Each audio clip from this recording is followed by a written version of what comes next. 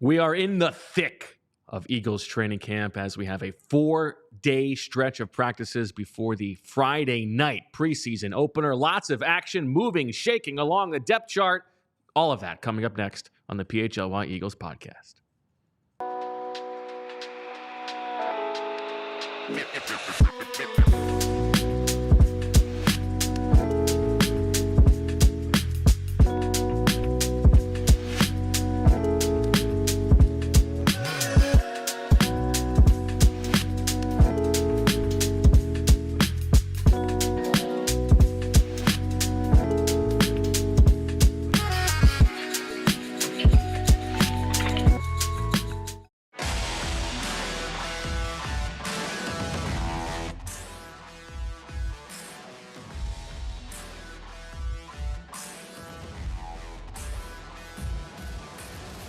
Hello, everybody, and welcome to the PHLY Eagles podcast on a Monday. Hi to, boy, what an exciting week, Zach. I think for the players who are battling for roster spots, this is the most important week of the summer.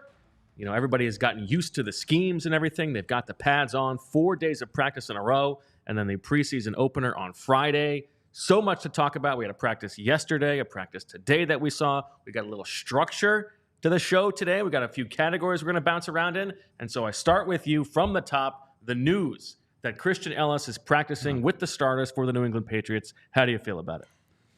Yeah, prep for the show. Did not see that one coming. I mean, good for Christian Ellis. We'll see him next week. Ball don't lie. I wonder if Ellis and the Ellis family is going to be a little concerned when they see you. They're not going to see you in the costume, but they might be concerned. And I will warn them that it's just an act, I think. Perhaps it isn't. It is not. What is the act? Nonetheless, good for Christian Ellis. And look forward to seeing the Patriots next week. I always like going to Foxborough. Why? Why? It's a pain to get to. Well, not for a practice, it's not. I mean, it's not around the corner, but it's a good practice setting. Were you there in 2014? Yes, that was a big MoMA practice. Okay, so looking forward to that. It's a good time of year in New England, as it is. So excited to get up there. Well, we'll be on the scene next Tuesday for the 1 day of joint practices with the Eagles and the Patriots. So that will be something to look forward to. But Zach, we do have a lot to get to. A big day of practice today. It was a scorcher after a nice little lighter, sort of rain drip practice yesterday. That was a little bit more fun. Lots to talk about here. Let's start with the news up front. Go through the injuries.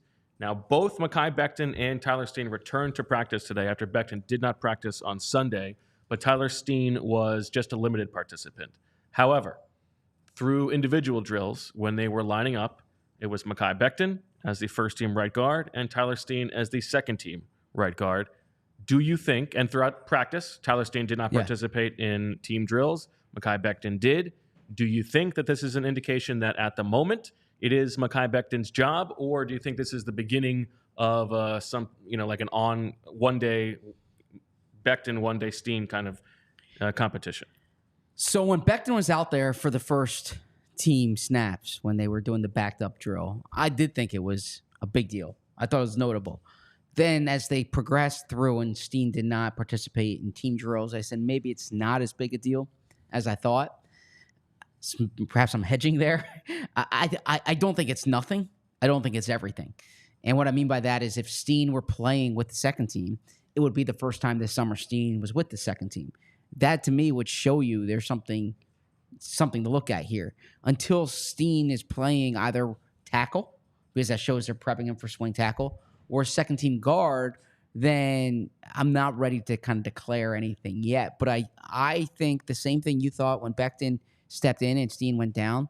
This was an opening the Eagles were welcoming. I don't think Becton's played lights out. I don't think what we've seen this past week says Becton needs to be the starting right guard. But I didn't see anything from Tyler Steen that suggested he needs to be the starting right guard. So we're kind of looking at this from the perspective of a competition. Perhaps it gets to a point where there's concern. Like neither one of these guys is running away with the job. But as of now, I think there's something to it. I don't think there's everything to it. We will find out once Tyler Steen returns to full participation, if this is a competition or not, or if he is still viewed as the starter. I actually do think what we saw in individual drills was telling because in individual drills, when they're going through things, Mekhi Becton's at right guard next to Lane Johnson at right tackle. Lane Johnson did not practice as a full participant today. Okay, Lane Johnson was only limited and did not play in team drills. So it was Mekhi Becton next to Fred Johnson with the starters during team drills. And so if the long-term idea was to get guys working next to the guys they're comfortable with, if Becton's the starter, you have Becton working with Lane Johnson. If it's to prep him for the day of practice, it would have been Becton and Fred Johnson together, and then you let Steen and Lane Johnson work alongside each other because they have their long-term, they might work together, but they're not going to on this day. I believe that it is Becton's job right now. We'll see how it goes. I know that there, What type of grasp do you think he has on it? One with big hands. Sure. I don't think it's done and dusted. Okay. And I think that that's kind of the nice thing that they have going for them is that they don't have to they don't have to declare a starter. I think you have seen the flashes from Becton. There was a play today when he knocked over Jalen Carter, and Carter sort of stumbled a little bit, but you saw the power of Becton's hands. There is violence there. I think just how powerful he is. He makes it as a run blocker. It's still a new position for him though. You would not expect it to be perfect, but for all the things that we have talked about since the spring, I know that there's somebody's like, oh, they hate Tyler Steen. I like Tyler Steen. I like him a lot. Who says somebody? I think there's commenters, right? You're reading the comments I now? saw the Tyler Steen comments. Like, oh, these guys hate Tyler Steen. I'll tell you what. If you're reading the comments now, we have a lot to unpack in the comments. So. I'm not reading. Well, I read the YouTube comments most of the time. Okay. That's the only time because I want to see how the views are going. And I go to the page. Sure. I like Tyler Steen, but you're naive if you haven't been listening to what we've been saying since the spring. The way that they have treated Tyler Steen versus the way that they have talked about him, they have signaled this from the beginning. Like, I'm sorry for no one ball. Well, I also think it matters too the way they're using Becton. Is that if this were Steen's job, they would not be like when Becton went down. I'm sorry, when Steen went down, they would have just kept Becton at tackle. They would have said, prepare to be our swing tackle. This is important. Lane Johnson could miss time. Jordan Mailata could miss time. Like, be the best offensive tackle you can because there's a good chance we'll need to turn to you. And we'll prepare Trevor Keegan or Matt Hennessy or you name the interior player as the backup guard. But for them to, be playing Becton almost exclusively at guard, 8 practices here, 7 days at guard, 1 day at tackle. I don't know what he's doing during the walkthroughs, but I presume it's not that much different. That reads to me like this is their evaluation of him, that he can help the team best this year as a guard and as the potential starting guard. We should also note, by the way, that during yesterday's practice, with no Becton and no Steen, it was not Matt Hennessy with the starters at right guard, even though that's the only position he's played all summer. It was Brett Toth with the starters at right guard. Stout loves him some Toth. I actually think Toth has looked pretty good this summer. But that was a surprise for it to not be Hennessy. Elsewhere on the injury front, Zach, not practicing today. Oren Burks, again, can't make the clump on the tump. We'll see if he can get back on the field. Paris Campbell has been down for the last 2 practices with a groin injury. Mekhi Garner out with a hamstring injury. Brandon Smith out with a concussion. And then Josh Jobe, Eli Ricks, Becton, and Steen all limited. So that's the update there. However, 2 players, 2 key starters, Zach, leaving practice with injury today. CJ Gardner-Johnson and Cam Jurgens. I have 2 questions for you. Let's start with Cam Jurgens. Jason Kelce in the house today to watch practice for the first time this summer. That's who it was? If Cam Jurgens suffered... I was wondering who that was. Wow, what a no-sell. I mean, who was that a joke for? My point is like he's so he's everywhere, right? And so if you didn't know who Jason Kelce was. The listeners and the viewers were not at practice today. They don't know that Jason Kelce was there. Okay. Sorry for all the jokes I've sold over the past 5 years. All right. Proceed. I have never once asked you to sell a joke. I try to avoid the awkwardness of you saying something and me just stonewalling it. So who would ever want to do that? All right, go on. So Jason Kelce. If Cam Jurgens... Cam Jurgens walked off. He looked fine, and it didn't seem like a big deal. But if Cam Jurgens did suffer a season-ending injury in the summer, do you think Jason Kelce would unretire? No. A few reasons. First off, Jason Kelce's lost some weight. He's looking leaner than he was before, for sure. I don't think Jason Kelce retired like on a whim. It's really seemed like that was a well thought out retirement, right? Yeah, I'd say so. Yeah. Yeah. It wasn't like he just woke up one day. Matt H says that was a very bad joke. Okay. All right. Fair enough. You can't have them all. Julia goes, oh. So then, Bo, you don't have to use a pseudonym here. You just put Bo W. A pseudonym? A pseudonym. If you're, okay. if I mean, you would literally be able to see me typing, but. Okay. So no, I don't think Jason Kelce is coming back. Plus, he has a pretty good gig right now. He too. does. Yeah, he's doing well. It is, don't you? It is a little bit awkward, right? Because I know not him unretiring, but him coming to practice. Because like there's the specter of Kelce on Cam Jurgens. I know that Kelce wants to be around the team. He wants to be around football, but I'm sure he also doesn't want to overstep and make it awkward. But you watch them go through individual drills. Kelce and Jurgens are talking a lot. There's just some hand stuff going on. He's doing some pointers, talking to some of the other younger guys. Like he wants to be around the team, but I'm sure that he also deeply feels that he doesn't want to be a distraction to them. A few responses there. I think it's more startling to us than it is to them because he's been around. That's fair. That's a good point. I know a week ago, for instance, he addressed the team. From my understanding, he addressed the team. He's been throughout the spring. Lane Johnson said this. We've seen it anecdotally. He's been at the facility. So I think it's like for us, it's like, wow, there's Jason Kelce. For Cam Jurgens and the players, it's like, oh, Jason's here today, right? I mean, Lane literally said he has a locker room in the coach's locker, or he has a locker in the coach's locker room. Number one. Number two, your other point was that he doesn't want to be a distraction. Yeah, he doesn't want to be a distraction. I think anywhere Jason Kelce goes right now is it's like a big deal. Like I think that they're kind of used to that. But number three, was it nowhere did you like when Fletcher Cox was there? Was Fletcher Cox overstepping? Was Fletcher Cox casting a shadow on Jalen Carter? It's different though because of his celebrity. Because and there's also but I'm saying that's to us. I don't think that's the players. Fletcher Cox leaving is not like, okay, now Jordan Davis is the new Eagles defensive tackle. It's like it's different. It's part of a rotation. Sure. Whereas like the center, our entire understanding of what a center is for everybody who has like been around the team for the last decade is Jason Kelce. Yeah. Right. And so it's a much different thing. I hear what you're saying. I do think behind the scenes they're particularly focused on making sure that Cam Jurgens does not feel as if he's operating within the shadow of Kelce. Landon Dickerson went out of his way to emphasize this. I think this is going to be a major talking point. I hear what you're. It's a big deal for the media. I was talking to you in Elliott Shore Parks, and out of the corner of my eye, I see Kelce walking on the field, and I said, "Excuse me, I think that's was Kelce." That who that was? Yes. Oh, look at that! That was so funny. Yeah. Bo, your sense of humor. Goodness, man.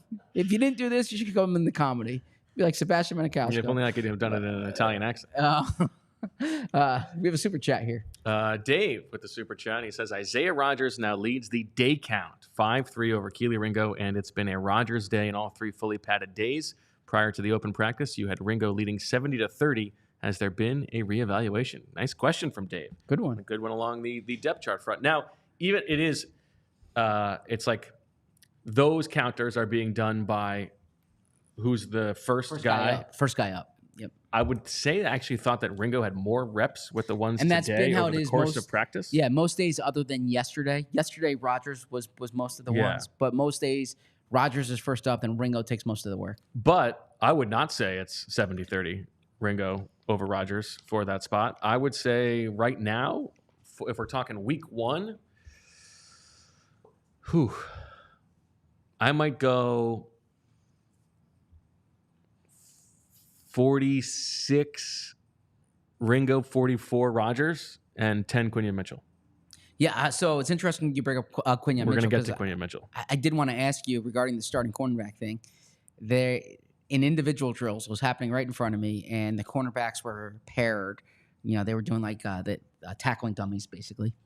But the first two up, like in the pair, were Slay and Mitchell, and then the next two, it was Rodgers Ringo. Is there anything to read into that? Like, do you think there's still a part of them that's like Quinyon? This could still be your job here, man. Well, we will get to Quinyon Mitchell. We have a little rubric for the show. He's going to be my first team player to talk about. But yes, I do think that there is a real possibility that he could eventually take that spot. We didn't finish with the injuries. The other guy walking off the field. The other guy walking off the field, CJ Johnson, and he did look. I don't know if it was a serious injury, but he looked in more pain. He was sort of banging the turf and had to leave. And what was interesting here, Zach, is that with CJ Johnson down, with the starting defense, it was not Avonte Maddox taking his place. It was James Bradberry for the rest of practice next to Reed Blankenship. What did you make of that? Yeah, that was interesting to me for a few reasons, because they could have gone Avonte Maddox there, right? That's what they did in the spring. Mm-hmm. Now, Bradberry was not practicing. Yeah. But I thought Bradberry has been playing decently in this past week. I think so. We haven't necessarily talked about him every episode. But he's been showing some physicality, maybe almost like in a pronounced way. But there was a play, little wood on Britton Covey yesterday in the open field. Exactly. So, which, if you're going to choose to be showingly physical, if you're going to lay some wood on anybody, that's probably the best one to do it with. Small but mighty, right? Small but powerful is what we used to say when we were writing Tide ad copy. Okay. I've never written Tide pods. Tide pods. It's actually a very important distinction. It's not Tide, it's Tide pods. As a consumer of Tide pods, perhaps it worked for me. No, I always heard small but mighty. Small but powerful. That's you. Yeah, well, thank you. Yeah. I don't know about powerful, but small. Okay. Try to be mighty. So that did stick out to me. And I am closely monitoring this CJ Johnson injury because he's important, man. We can get into later that press conference yesterday, but he does, like, just from a football perspective, he's critical to this team. I did not see him go in. I heard your account just now. I heard an account from some other people who said, like, Nick followed him in. Did you see that? I did not see that. At first, I thought he just got hit in the junk. Okay. It was kind of that way. He was, like, on the ground. Well, that would cause such a reaction. That would definitely cause that reaction. What? Is that? No, it's funny. That would cause that hurts. I've never torn my ACL, but yeah, you get hit in the junk, it hurts. Okay.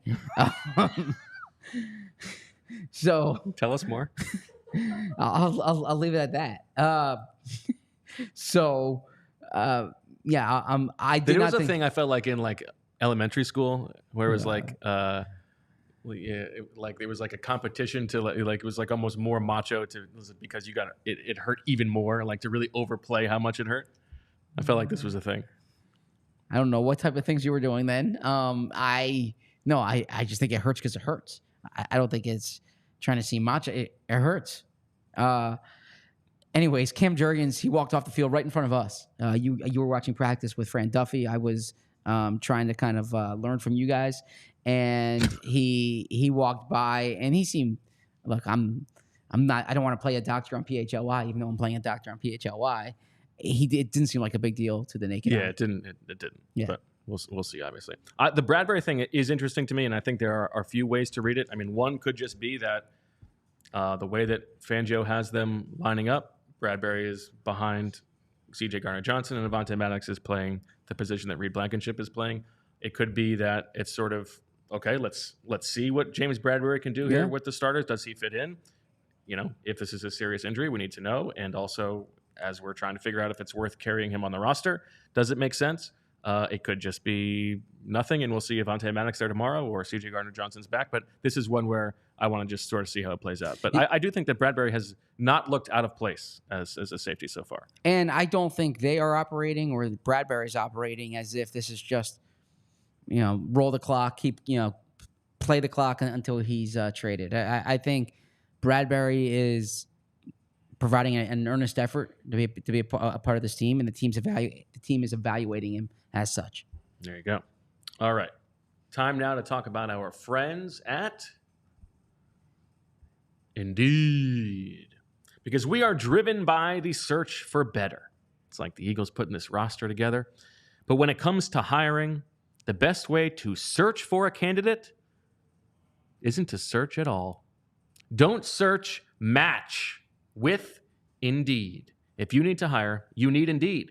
Indeed is your matching and hiring platform with over 350 million global monthly visitors, according to Indeed data, and a matching engine that helps you find quality candidates fast. And if you're hiring, you know how much, just paperwork you got to go through, all the hoops you got to jump through, so much busy work.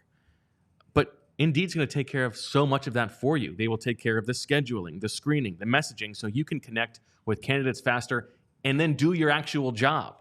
Indeed doesn't help you just hire faster. 93% of employers agree that Indeed delivers the highest quality matches compared to other job sites, according to a recent Indeed survey. Leveraging over 140 million qualifications and preferences each day, Indeed's matching engine is constantly learning from your preferences, so the more you use Indeed, the better it gets. Join more than 3.5 million businesses worldwide that use Indeed to hire great talent fast. And if you're a listener to this show, here's the call to action. Listeners of this show will get a $75 sponsored job credit to get your jobs more visibility at Indeed.com/AllCity. Just go to Indeed.com/AllCity, all one word, right now and support our show by saying you heard about Indeed on this podcast. Indeed.com/AllCity. Terms and conditions apply. Need to hire? My friend, you need Indeed. In sports betting and in life, you don't want to be ordinary. You want to be extraordinary, right? And whatever the sport, whatever the moment, it's never ordinary at Bet365. Bet365 has 90 million users worldwide. Bet365 live streams 780,000 events each year. They have early payout offers across NBA, NFL, NHL, and MLB. Bet365 pioneered live in-game betting. Today, Bet365 offers the widest range of games and markets available for live in-game betting across 78 sports. And that's such a fun way to bet. You know, you're watching a game and you're like, I want action on this next pitch, on this next play, on this next shot, right?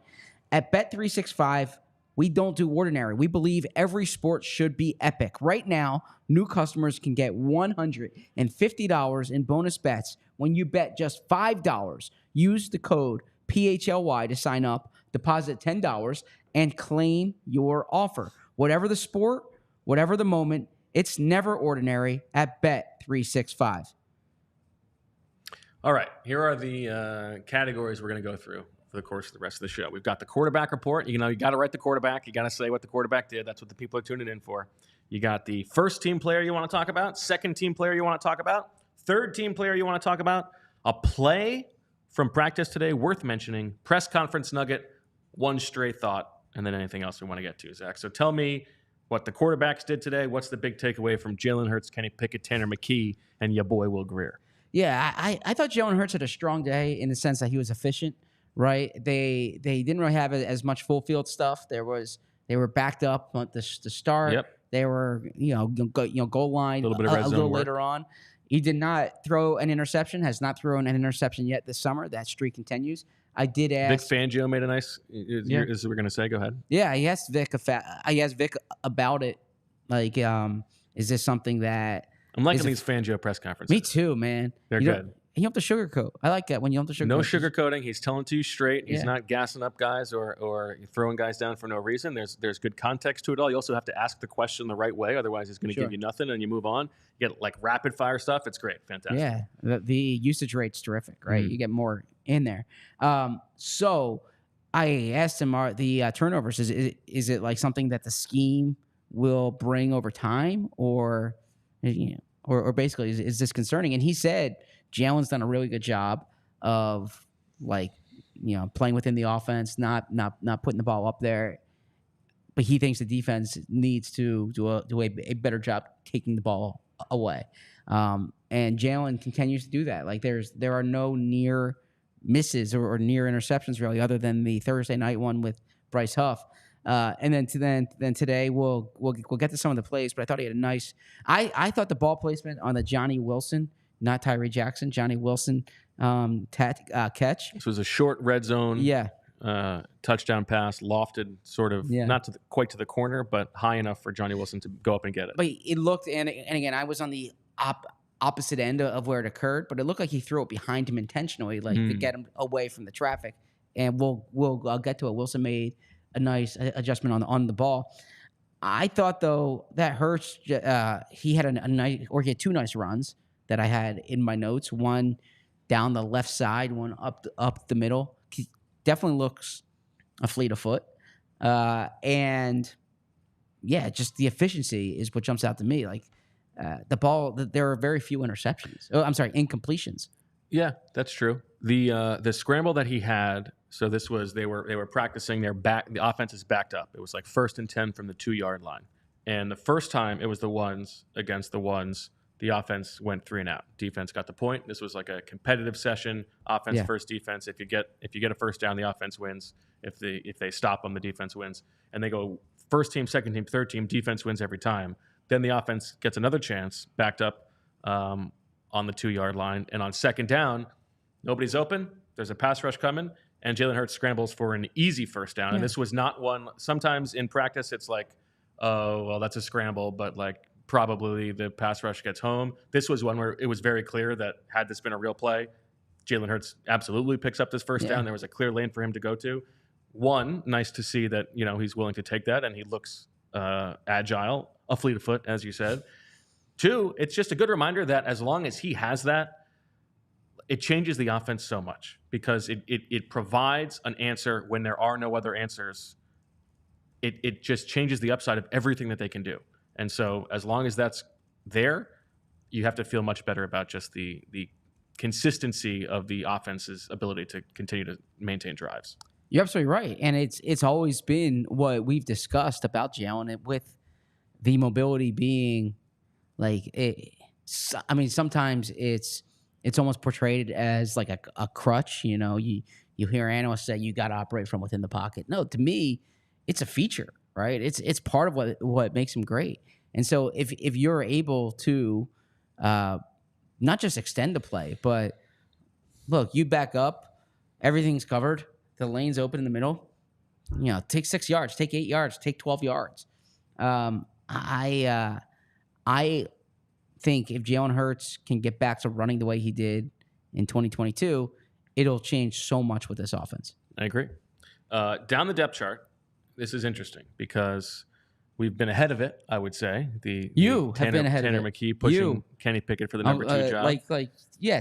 Take a whiff, man. You have been ahead of it. I just, this is the ball knowing podcast, okay? If you want to know what's actually going on, listen to this one. I mean, I got to say, I did hear from someone over the weekend being like, what's Bo like sniffing at with the quarterback thing?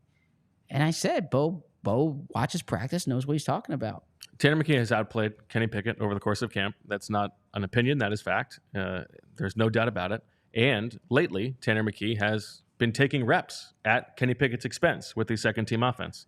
Not that Pickett is then working with the threes, but it's like McKee is in with the twos, working with the twos, and Pickett is getting fewer reps than he would otherwise. That said, I thought today was Kenny Pickett's best day of the summer. Okay. He made several really nice throws. The ball was coming out a little bit quicker. I don't think that Tanner or Kenny Pickett is in trouble of getting cut or anything like that. And I thought he looked good today. So if you just expect that a guy in a new place, in a new offense, is going to take some time to learn things, they have this is the third week now, third week of camp. He is looking better today than he was a week ago. So maybe that it continues to ascend. Yeah, and I still think preseason is going to be a big part of this too, because we don't know yet about the preseason playing time, but I'm expecting very little of Jalen Hurts, and I think we're going to see. I don't think we're going to see a lot of Will Grier either. I think it's going to be Pickett, McKee. So that will be a better indication. All right, Zach, give me the first team player that you would like to talk about. Jordan Davis. Okay. I thought this was a strong practice by Jordan Davis overall. First off, we talked about them being backed up. First play, they were backed up. The first play was actually a false start. But the first actual play, Jordan Davis blows up through the middle, pushes through. Yeah, it was hard to tell if this was specifically on Becton or Jurgens or Dickerson. Exactly. Yeah, because of where I was standing. I was on the sideline. Tough viewing today. Yeah. But he came rushing through like a rhinoceros. Safety. And reminded me of the Bucs game last year where just blew up the play. And it was Jordan Davis at his best. It's the whole idea of Jordan Davis. Exactly. Yeah. And then I thought, too, he had a play where he was chasing Hurts. And it was kind of, maybe it's a sack, maybe it's not, but it was akin to the Josh Allen play last year where you... When the bar went empty, never recovered. You see him moving, man. And so Jordan Davis stood out to me today. And I think that's a really good sign because it was this, Nick Sirianni creates situations that you might see in the game. And that's... we're going to get to that, but go ahead. That's literally a situation we saw last year in the Bucs game. There's going to be times when the opposing offense is backed up inside their 5 or at their own goal line. By the way, I really dislike when coaches call running plays in that situation. First and 10 from the 1. Yeah, and they always say it. If Coach Flynn or if Nick Sirianni's watching, correct me if I'm wrong, okay? But it's let's just try to get some cushion, okay? But there's a chance, by the way, that your offensive line gets beat on the play, and I think that there's a much better chance of a quick pass, maybe a designed rollout, or a quick slant, something of that nature. That could be a little more productive than running your running back right into the guts when they're there. So I've always thought this, and there was an iTunes comment that said that. Don't get me. Definitely don't get you started on that. No, I don't I don't care about those iTunes comments enough. But there was a comment. I don't want to know about them. No, that my analysis of football players is their Madden ratings and. So it's you who left the comment. Okay. And no, that is I think I have more. No, it's their draft pedigree. Well, we can get to that later, but I think that sometimes what would you call in Madden in this situation? And, if you're backed up at the 1, would you call a running play where you can get stuffed? Yeah. Or would you call a quick design rollout or something like that to try to get a little more high probability for 4, 5, 8 yards? Yeah. Jordan Davis had a very good practice. You're absolutely right. I'm at the point now with Jordan Davis where the whole question is about continuing the momentum into the regular season. Can he hold it up? But that's exactly what you want to see. Yeah. We're at practice. He had a good practice, so that's why. Yeah, that's fine. I'm not crowning him. That's all. But that's what you want to see. Okay, I think he would tell you the same thing. The whole goal for Jordan Davis this season is about the long game, right? Can he be as good as he was the first 4 weeks of last season for the entire season? Sure. Yeah. But you can't get to week 18 without practice today. No, that's right. You're a first teamer. For me, it's Quinyon Mitchell. Quinyon Mitchell was... And you're calling him a first teamer. Again, the starting nickel. Yep. He has started to spend much more time as the starting nickel than any of the other players there, including Avonte Maddox. And he still spends time on the outside with the 2s. I talked to Vic Fangio about this today. And he said, when you draft a corner in the first round, you are not thinking about him inside. He's got to be able to play on the outside, and we still think that he can do that. But this has been a nice bonus. There was a play. I thought about this as the play worth mentioning, but since we're on Quinyon Mitchell, there was a play today that I thought was really notable, and that was a running play in the red zone. Quinyon Mitchell is in motion, is following the receiver in motion, and it comes that he is the guy who has to fill the hole. He is the run fit for this play in this hole, and he stuffs it. He sticks the guy. Really nice play. Both the willingness to be physical there in a spot where he wouldn't have been asked to do that as an outside cornerback, and then the ability to actually do it. Quinyon Mitchell is going to be the week 1 nickel for this team if he's not starting on the outside. I think he has looked really good as the inside corner. And I'm also just thinking about the cascade effect of this. if you believe that, like, if Keely Ringo and Isaiah Rodgers can hold down that second spot on the outside opposite Darius Slay, and if all of those guys stay healthy, and Quinyon Mitchell is playing nickel as a rookie, maybe Cooper DeJean is a safety year one. Like, he's not going to get on the field otherwise, and there's a bit of a need for safety depth. Maybe that's just where he starts from the beginning, if this is the way that the defense is lining up. It's a valid point. And I think that you use Mitchell week one the way that's best for your team, and you use Mitchell long term but the way that's best for him, right? And so I think eventually he'll be on the outside. But yeah, week one I do think he's going to be in the inside. I do like the way that he's played. He's taken to this well. Anecdotally, I think he needs a new line to Devontae Smith and AJ Brown. He told Devontae Smith, "Your route is trash." Your route is trash. Same thing he told AJ Brown. You got to get a little more creative with that and that. But wow, shots fired from you. But no, he's those guys like how he doesn't back down. And I bring that up anecdotally because yeah, he does not. He definitely plays like he belongs out there, right? Yes. If you did not know that he went to Toledo, you would not know that he went to Toledo, right? Because he plays like a pro, and he is a pro, and I like what I've seen from him. All right, give me your second team player to talk about. Tyler Hall. Interesting. And okay. Tyler Hall had because there was one play in one-on-ones. This was a nice play. He had an interception. This was the full beautiful chaos of training camp where you would really like to be able to be watching from up top or have the the practice footage, because there were 4 different drills of one-on-ones happening at the same time. O-line, D-line one-on-ones, wide receiver, cornerback one-on-ones, tight ends running routes on safeties, and then linebackers blitzing on running backs. It was like the beautiful chaos of training camp. You're right. And so who was the intended receiver there? I do have it here somewhere. I believe it was Anaya Smith, actually. Okay, and it was Tanner McKee throwing the ball, I believe, because I had that down. And Tyler Hall... Yeah, it was Anaya Smith. Tyler Hall was stride for stride. Okay. He was like... you can say, all right, should the pass have been in a different spot? I thought Tyler Hall ran well with the play. I thought he showed really good ball skills there. And I'm not saying that he's going to be on the team. I'm not saying that he's been like outstanding all summer, but I think he's been fine this summer. And I thought that was a really good rep. So if we're talking about today's practice, he was a second team player that stood out.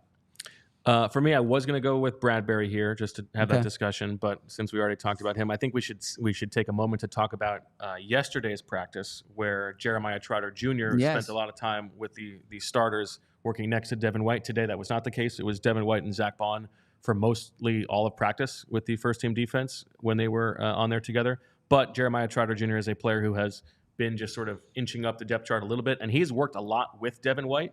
If you believe that Devin White's going to be on the field a lot, we can get to Zach Bond, because there's been a lot of gassing up of Zach Bond as well. Nick Sirianni yesterday went out of his way, circled back on the CJ Gardner-Johnson question about toughness to be like, oh, by the way, like the other guy who's really brought that is Zach Bond. He said Zach Bond said he wore the green dot at practice at the link on Thursday night. Zach Bond made a really nice play today, reading like a throwback screen to Dallas Goedert. It would have been a tackle for a loss in the backfield. I remain like generally skeptical that this guy, who was an edge player and like bit player for the team that drafted him in the 3rd round for 4 years, is going to turn out to be an every down linebacker. But he has had a very good summer, Zach Bond, and he has clearly earned whether it's trust or belief from the defensive coaching staff. That's a nice thing to see. But I do believe that Trotter's ascension is going to be the thing that, when we look back like week 7, I don't think Jeremiah Trotter is going to be Fred Warner, but I think he's going to be the starting linebacker on this team. I don't know if I would go that far, but I do think that he's played really well in these past 3 practices. I thought Thursday night he had a good session. I thought yesterday I thought yesterday and Thursday night, but yesterday in particular, he stood out, and we both combined for notes, and we both mentioned him because there were a few plays like as a blitzer. I mean, he had 10 sacks the past 2 years in college, right? And you see him get home there, but he stuffs holes. Well, this is interesting because you think about the skill set of these linebackers. Yeah. Trotter, as you said, did this in college and has looked good. Yeah. Fangio, the last few days of practice, has been sending a lot of these inside linebackers. Zach Bond I mean, that should be his bread and butter, right? Yeah. He should be very good at that just based on the skill set. And Devin White, it's one of the things that he is very good at. You just look at the the pressure rates. Now, maybe some of it is the way that Todd Bowles used him, was sending him at the right time. But we talked about it in free agency, the quarterback hit rate for all the linebackers in the league. Like Devin White was at the top. He is very good when he does get sent at getting to the quarterback. So I don't know. Vic Fangio is not typically like a super high blitz rate guy, but you would imagine that he has some guys here who can do it when he does want to press that button. And by the way, Nakobe Dean is a good blitzer as well. I think one of his best plays this summer have been blitzing, certainly more so than coverage. I also think woof. Yeah. I also think. Now, by the way, Vic Fangio did say today, Nakobe Dean had a good start to camp, but once the pads came on, he has not been quite as good. And he said he took a bit of a step back at practice on Thursday, which we talked about. Yeah. I also thought it was a nice Nick Bo moment yesterday, too. Because you asked the question, Nick clearly respects you. He comes back and he says, just to follow up the Bo's question. I thought it was nice. It was. You guys have Don't be jealous, Zach. It's fine. It's just I know that you want to have the most important relationship with Nick, but it's okay. He can answer other people's questions. I just want to tell you, Bo, I'm here paying a compliment to you. Okay. That's not a compliment. Julia saw this in real time. That's not really a compliment. I said it was a nice. I think it's patronizing. I said it was a nice Nick Bo moment, and you take it to like a zinger at me, like a totally unnecessary one. I thought it was a nice moment. I thought it was a sign of respect. He circled back and he said, it was more about he wanted to get the thing on Bond on the record, not that he wanted to Bo asked a really good question. I need to give him this. I thought your question stimulated thought into him. So yeah, I mean, goodness, I was just trying to pay a compliment to you. I thought that was nice. You're a very nice guy. And yeah, Nick addresses you by name, right? I mean, it's like well, if you can't on the one hand say that he deserves no credit at all for naming every single wide receiver on his roster, and also be like, well, but he says your name. He can't have it both ways. I mean, both. Let's not act like you're as big a deal as Shaq Davis or Austin Watkins. He has certainly seen me more in his life than he has seen Shaq Davis or Austin Watkins or Griffin Hebert. I actually don't like Griffin was on the practice squad last year. Was in every meeting for. We would have to extrapolate the numbers. You see him 3 days a week, 4 days a week, over 4 year span here. Griffin was in the meeting room every day. Like there's multiple meetings.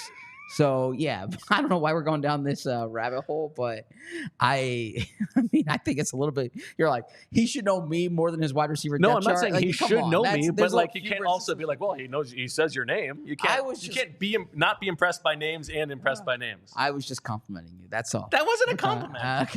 Okay. All right. Next one. All right. Well, before we get to the third team players that we want to talk about, let's talk about our friends at the LO Market, Rite Aid. The LO Market with Rite Aid. You're coming into Rite Aid, you got to get stuff done, right? Maybe you're picking up a prescription. Maybe there's some household stuff you need. But take a little detour. Check out that LO Market because it's one-stop shopping at Rite Aid. They've got candy, snacks, pantry items exclusively at Rite Aid, including classics like peach rings and starlight mints to gummy butterflies and sour worms. You've got the nuts and the trail mixes packed with vitamins, minerals, healthy fats, fiber, and protein. Popcorn, which is all kinds of choices. I am on the record as being anti-kettle corn, anti-sweet popcorn, but they got the butter there for you. And speaking of salt, you got that beef jerky packed with protein, plus granola, pantry staples like honey and seasoning. If you have a snack attack, check out the Rite Aid LO Market. Get LO Market delivered same day or buy online. Pick up in store. Go to riteaid.com/shop to order. I want to read something here, okay? Darian Kennard commits a blatant holding penalty against Brandon Graham. Good rep from Matt Hennessy to hold off Moro Ojomo. Dylan McMahon stands up Gabe Hall. Quick win from Marlon Tuipulotu past Max Sharping. Nolan Smith beats Fred Johnson inside. Julian Okwara swats Aneem Dankwa's hands away for an easy win. I can keep going and going and going and going and going. And what I'm reading from is the practice report that Bo wrote yesterday with me. These were Bo's It's observations. like Hemingway. These are Bo's observations from one-on-one. My point is this: like this is really good stuff here. And in addition to that, That's just stenography. In addition to that, if you can find different, you can find Charlie O'Connor on Scott Lawton's season. Now there's some writing. You can find. We can go on down the list. I mean, I'm going to have something that comes in my inbox later from Les Bowen that I'm going to post, like Les's insight on. Les, that is not appropriate. What's that? Sorry, go ahead. And there's so many quality stories that you find on allphly.com, but you're only going to read them if you're a diehard member. And being a diehard member comes with access to premium written content, but also 20% off events, terrific merchandise that you can get for all teams, which you get 20% off on, free shirts when you become a member, and access to the Discord lounge, the PHLY lounge, which I am always accessing and checking out and seeing what's on the mind of our great listeners and viewers. And the people who are on there are all diehard members, and you can be one too if you head over to allphly.com now and join the best sports fans in the city. All right, let's talk a little offensive line depth. Okay. That's my third team player to talk about, and that is Nick Gates, who they signed a few days ago. Experienced, as we talked about, with the Giants and the Commanders. Saquon Barkley had some nice things to say about Nick Gates in their time together. Gates has been working exclusively at left guard so far. Great aesthetic for an offensive lineman. He's got the belly fully out, tats all over the place, and no gloves. So this is like, it looks like somebody that you don't want to run into in a phone booth, and that's where he's meeting these people. I think he's looked pretty good. Now, he also has the benefit that expression, of like how fresh. many times are you in a phone booth? And how many times do you meet people in the phone booth, right? Like, I don't mean to pick apart that expression, but even when you did go to phone booths, were you meeting people in the phone booth? Were you like, let's have a date in the phone booth? Like, let's don't kink shame me. It just seems like an odd expression. Someone you don't want to meet in a phone booth. I'm just talking, more and like that's a what back came out. Like maybe someone you don't want to meet in a back alley, but a phone booth. Well, yeah, but the reason that I said phone booth, and listen, I didn't spend time writing that to prepare it for the show today to be picked apart. But the reason that I said phone booth is because that's the thing that comes to mind about offensive linemen. There's not a lot of interior space. offensive linemen. There's not a lot of room to wiggle. Yeah, alleys are cavernous by comparison. True. All right, proceed. I'm good. Okay. All right. Yeah. So Nick Gates. I think Nick Gates has looked good so far, but he has the benefit of being fresh. Mm-hmm. So there's a little bit of something to that. But I think that they have been underwhelmed by some of the other veteran guys who they have. Darren Kennard, Max Sharping have probably not looked up to snuff necessarily. I'm very confused by the Matt Hennessy thing, the fact that he did not get the first team reps yesterday, considering he's only worked at right guard, save for the first couple of days of practice. I actually think Hennessy's looked pretty good, but they seem to not necessarily think that. And neither does Philly Voice's Jimmy Kempski. Yeah. Another astute practice observer. Yeah. Okay. Can't credit other people either. All right, keep going on Matt Hennessy. I think that Brett Toth, I have been skeptical of Stout's love for Brett Toth, just given the fact that he's been here for so long and hasn't earned a role. Went to Carolina last season, claimed off the practice squad. They cut him. Why are we going back to him necessarily at the expense of a guy like Hennessy? That said, I think Toth has looked pretty good, both as the left guard and the right guard and as a center. I think he's had a good summer. So there's a chance that he does make this team, which I would have not said before camp started. But Gates is a guy, if you're just thinking about the game day versatility, who's going to be your swing interior offensive lineman. I think Dylan McMahon's going to make this team. I think he has looked very good for a sixth-round rookie. But if he's not going to be, if he can't play guard and they just want one guy who can do it all, it's probably between Toth and Gates, and I think both guys have looked solid. Is the team going to sign Brett Toth though? If you cut, I agree with you. So Carolina signed him last year, cut him quickly thereafter. I like Brett Toth. I just think he's someone you can have on your practice squad personally. The third teamer for me. Go ahead. I'll go Sean Stevens. Similar to Tyler Hall. He had the interception. But also there was someone who came up to me at practice yesterday, someone I know who has got a relationship with Sean Stevens, and said, "Why aren't you writing more about Sean Stevens?" He made a nice play today. Yeah, well, that's why I'm talking about him. Okay. Yeah, yes. Okay. And I said to him, and I was with Jeff McLean from the Inquirer and Tim McManus from ESPN, both of whom knew this person as well. And why is this so mysterious? Because I don't want to say who the person was. But you and Jeff and Tim all know this person. Yes. And was like, "Why aren't you writing about Sean Stevens?" And we said, well, if he gives us something to write about. And literally the next day, boom, Sean Stevens, pick 6, deflected pass. Tanner McKee threw it. It was deflected. Makes the adjustment on the ball, makes the catch. It was they were backed up, so it wasn't hard to get to the end zone from there. But gets in. I thought it was a nice play. I don't think it was a tipped pass. I think it was a dropped pass.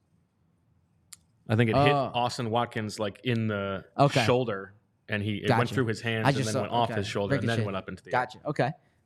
Thank you for clearing that up. And Sean Stevens gets it. And Sean Stevens, someone who was a tryout player, made the team.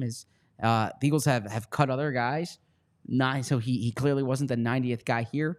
And yeah, of my third, he flashed as a third teamer. I'll tell you what, that's not even the play that I was thinking about when you said Sean Stevens and I said he made a nice play today. They went live for a period with the 3s, and there was a big hole for Tyrion Davis-Price to run through. It was probably like an 8-yard run or so, and you see somebody on the defense coming out like a flash, diving at Tyrion Davis-Price's legs, making a nice tackle, and it was Sean Stevens. So for a cornerback to take down your boy Tyrion Davis-Price, not too bad. Sean Stevens on the come.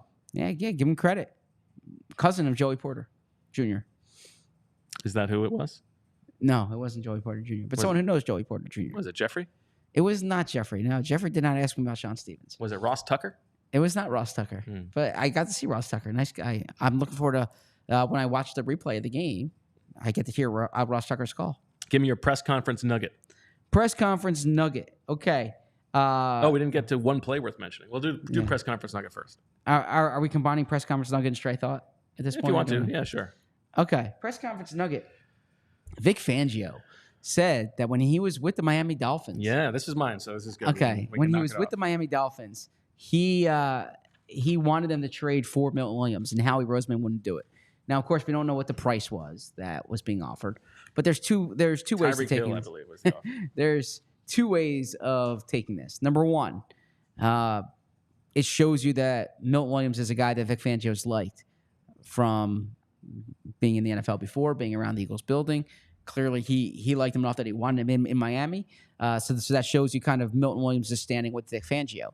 The fact that the Eagles weren't looking to trade or willing to trade Milton Williams last year when they had Fletcher Cox, Jalen Carter, Jordan Davis also shows you the Eagles really value Milton Williams. Like, it shows you his spot in the organization. So I thought that was a cool nugget with a few layers to it.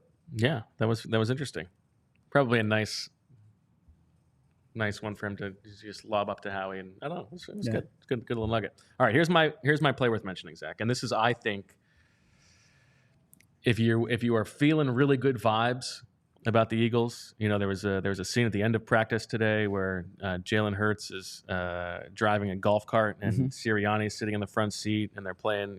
Jalen's got some R&B music playing and Dom's in the back, and they've got these big smiles on their face. It's like, Dom's golf cart. Yeah. Okay. Yeah. Did Jimmy Kempsky of PHLYvoice.com report that? No. Okay. I've seen the golf cart. It says Big Dom on it. Yeah, there's this nice vibes. Here's the thing that's going to make those not so nice. Nick Sirianni in the middle of practice today says this is an unscripted session. We're going to be running scenarios, right? Yes. Okay. One play. So for the starters, the one scenario that he has come up with is 3rd and 8, 3rd and goal from the 8, first quarter. That's what he says. Okay. 3rd and goal from the 8, first quarter. What's our go-to play here? What are we calling? And do you know what he called, Zach? You tell me. A coward's draw. Did he call it, or did Kellen Moore call A it? coward's draw. That's the play that we're calling on third and goal from the 8. We're doing a draw, and guess what? It was a 2-yard it was a 2-yard gain, and guess you're kicking a field goal. But first quarter, so you can't be risking throwing the ball in the end zone. Very much on my radar. Okay. And then the other scenario that he comes up with. This was a Bo moment if I've ever seen one. For the 3s, the scenario is 4th and 5 from the minus 35, meaning the 65 yards away from the end zone. First quarter. Nick, I know that you are not going for 4th and 5 from the 35 in the first quarter. You just called a coward's draw from the 8-yard line on third and goal. You're not snapping this ball. I know you're not snapping this ball. The defense knows you're not snapping this ball. Everybody here knows you're not snapping this ball. Wait, if I can interject, everyone around Bo knows they were not snapping the ball because Bo said, I will bet you $20. John Ross over here, I will bet you $20 that I'm not snapping this ball. Yeah, Fran took me up. He said we bet at lunch on it. And guess what? They didn't snap the ball. Well, we got to practice drawing offsides. And you know what? You do have to practice drawing offsides. That's fine. But if the scenario in your mind that's perfect for drawing them offsides is 4th and 5 from the 35 in the first quarter, we're practicing the wrong stuff. We're practicing loser stuff. Okay. Cowards draw from the 8-yard line in the first quarter. 4th and 5, trying to draw them off sides. Let's practice being aggressive. This is not a new... Should this be directed at Kellen, though, more than Nick? No, because I think these are Nick's scenarios. Yeah, but the play call is Kellen's play. Yeah, but I mean, Nick's not saying call... Honestly, this is the first time where I have worried about the Nick offense influence into Kellen Moore's offense. Because the coward's draw and the drawing offsides. Yes. Which one was more egregious from your perspective? That is weak stuff. Which one was more egregious from your perspective? The coward's draw. Okay. You got one shot to work on an offense's play call from the 8-yard line, third and goal, and that's what we're doing? Give me a break. And what would you have called in that spot? A pass. What pass? I don't know. I don't have the plays in their playbook. I mean, it's when I've had conversations with GMs before about like... Oh, flex. Okay. When I've had conversations with people before about this pick or this player, they say, "What would you have done? How would you have made that?" Well, yeah, picks are different because picks are like we all have the same. So I'm saying, so you wouldn't call the coward's draw. I would say, what would you call in that situation? Yeah, but I don't have their playbook. A pass. I don't have their playbook, Zach. Okay. I can't say which play of their plays I would have called. I would have thrown the ball. Okay. Fair enough. You always want to defend them. I'm not trying to defend them. I'm simply having a sensible play call. You need 3 points.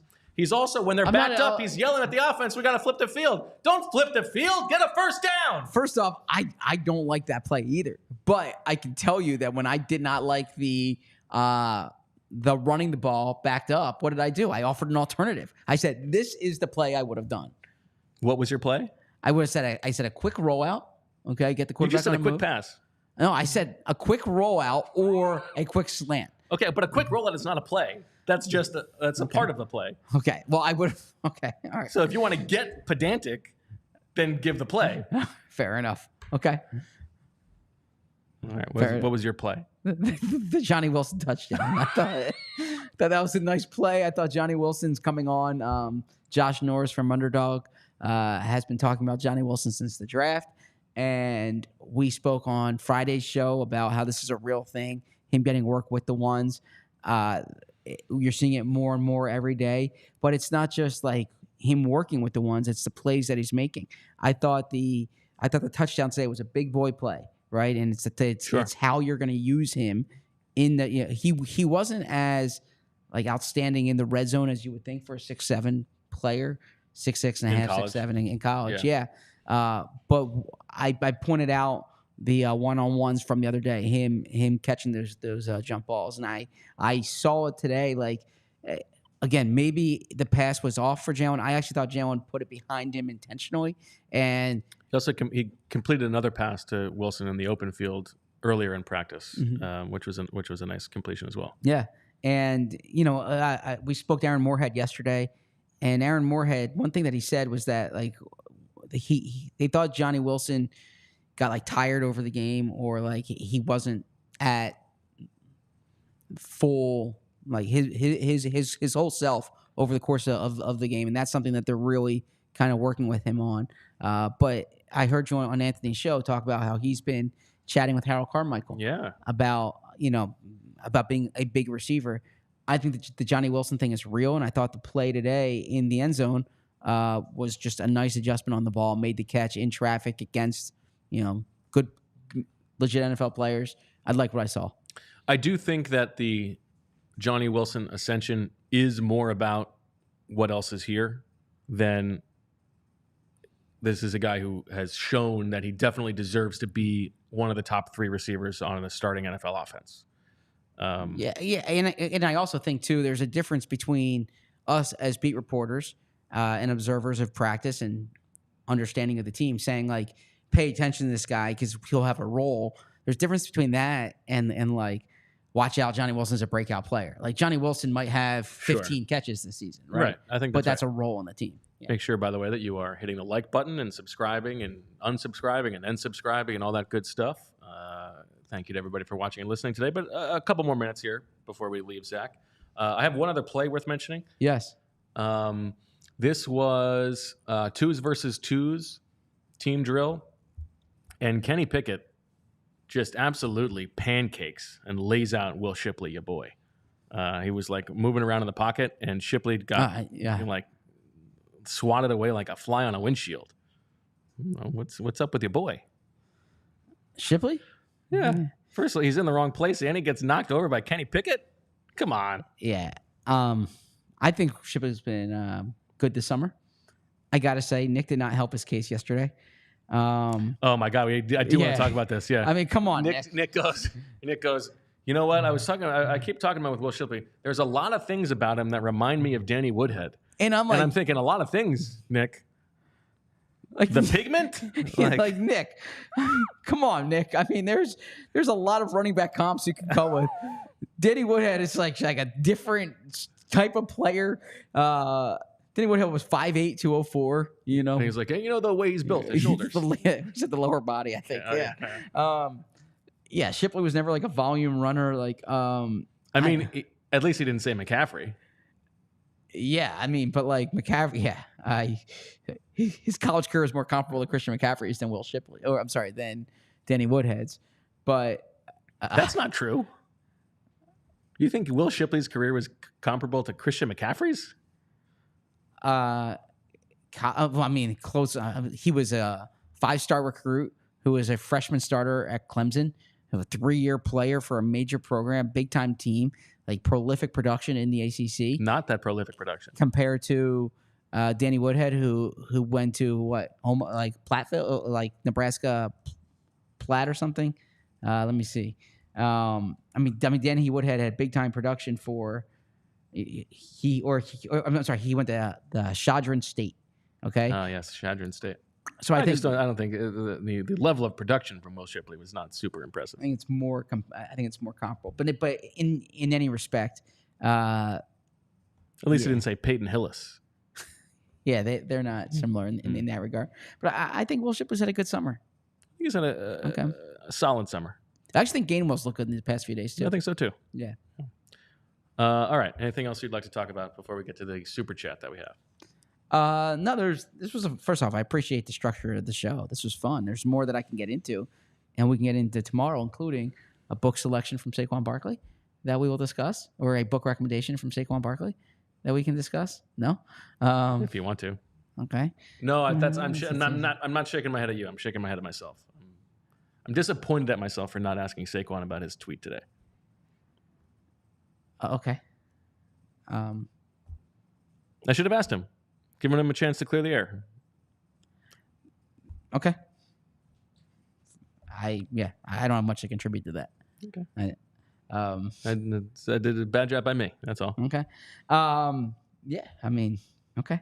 But and then looking forward to tomorrow's practice overall. And then I want to see, we didn't get in CJ Gardner-Johnson's press conference. We can talk about that tomorrow as well. But I enjoy the structure of the show. Okay. Let's check out that super chat. from Chris, who says, rate the following Eagles backup quarterbacks, Zach: Bobby Hoying, AJ Feely, Mike McMahon. Ooh, okay. And is there a chapter on backup quarterbacks in Underdogs? I mean, the franchise. The franchise. Well, there's a chapter about the starting quarterbacks who had been backups. Nick Foles. There you go.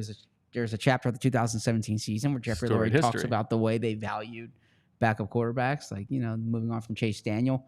Of these three, yeah, Mike McMahon's definitely last. The 2005 season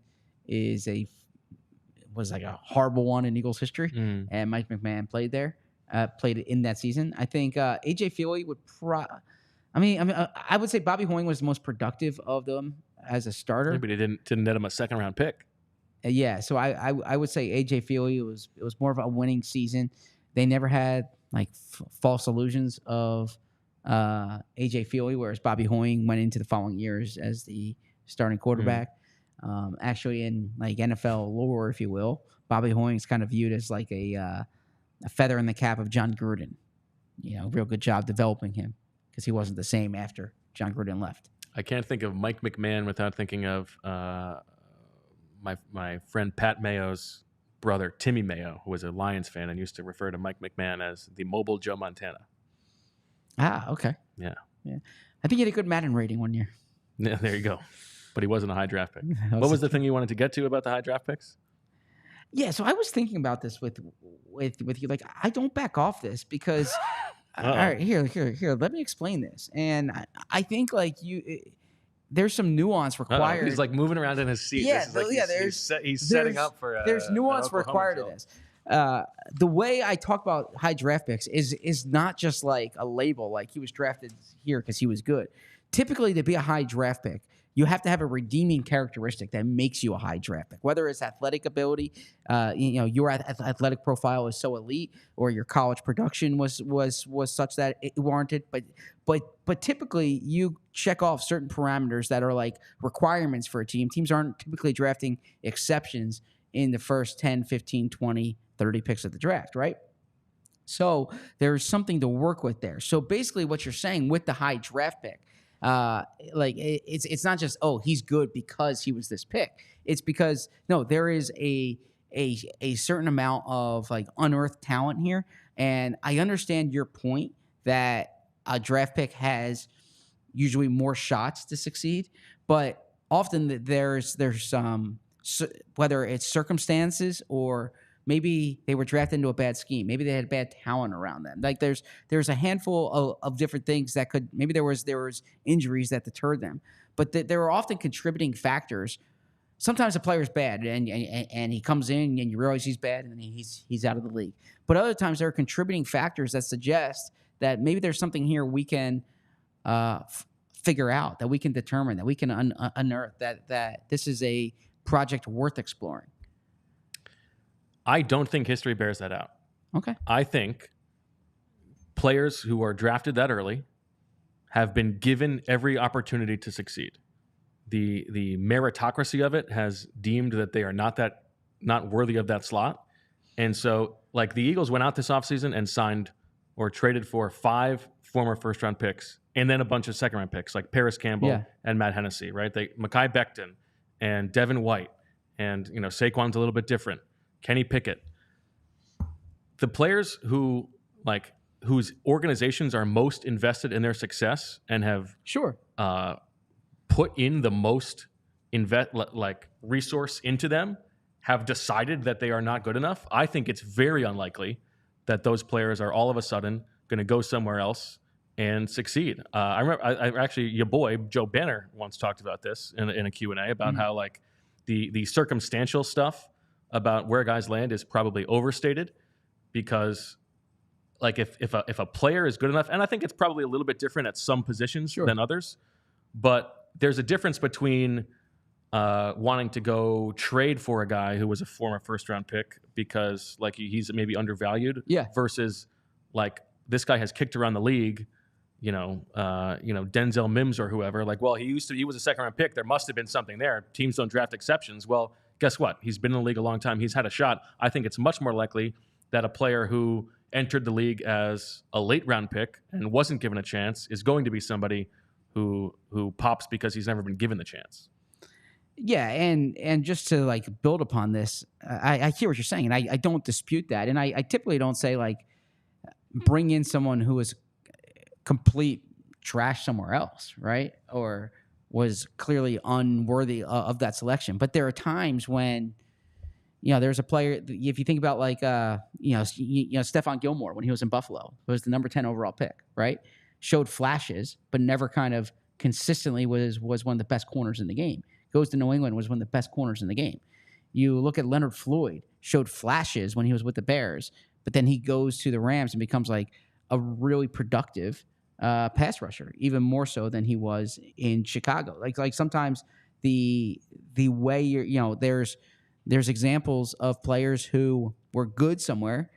They had a down year late in the year. Maybe it was injuries. Maybe it was contract related, like Devin White. And then you go somewhere. So like there's, Yeah, I think there's a difference. I do think that there's a difference between a guy who was a starter, but like up and down, who you're talking about, versus a guy like John Ross, who like couldn't get on the field. But we're taught, but if you look at players like Devin White, players like Saquon Barkley, who are the other, Mekhi Becton, right? These are examples of guys who showed high level production where they were. Yeah, I think those guys are all a little bit different. I think Saquon is about the team. You have to explain why the team is letting him go. Sure. Right?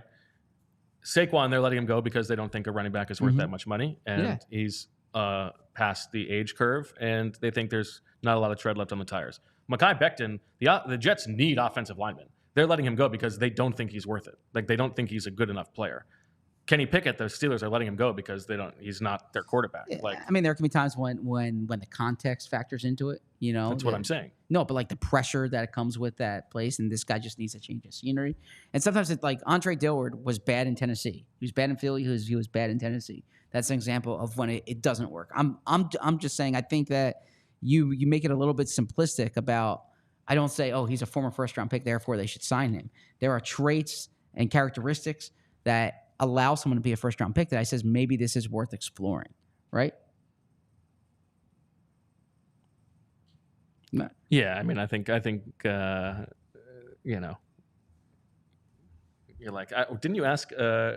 We asked Devin White an Isaiah Simmons question today.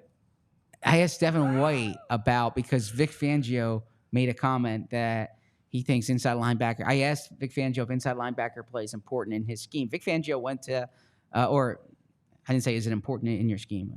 I said, so he went to Patrick Wills' Hall of Fame ceremony this weekend. Also saw Merrill Reese. Congratulations to Merrill, well deserving. And so he's there, and so I kind of drew back to that. It's hard to say you're going to have Patrick Wills and Navarro Bowman, but does your scheme require high level play from linebackers? I think that's a good question. And he said he thinks all defenses now require it, because there's your shot at Howie. He kind of takes the opposite approach of the Eagles. He says maybe 10 years ago when teams were playing with fullbacks, you could have like try hard tough guys at linebacker and like get by with them. But now that it's more of a space game, you need linebackers who can cover, and it's hard not to have that on the field. He said they're trying to figure out if they have it. So I brought this up, but also Devin White was the last off-ball linebacker to go in the top 5. The last one to go in the top 10 was Isaiah Simmons 1 year later, and he was a linebacker safety hybrid, right? So I said, how do you kind of reconcile these two things, that this coach says it's important, but that the league doesn't really value it? And he says he doesn't have an answer for that other than like he's like special, basically was his point, is that he can do all these different things. And so he's trying to tell linebackers who looked at the camera, linebackers who are watching, to do all these different things. All right. Yeah. He's special, just like Zach Berman is special. And that's why we're going to be back tomorrow at 2 o'clock, Wednesday, 2 o'clock, Thursday, 2 o'clock, and then Friday, the preseason opener. We'll have a pregame show at 7 o'clock and then a postgame show to talk about everything that happens as the Eagles open things up. What a packed show today. 2 practices to talk about, back on the practice field in the morning to talk about it tomorrow at 2 o'clock. So thank you to everybody for watching and listening. May you all have good luck meeting people in phone booths And for all of us here at PHLY, we thank you for listening. Thank you for watching. And as always, we love you. We all silly like the mayor.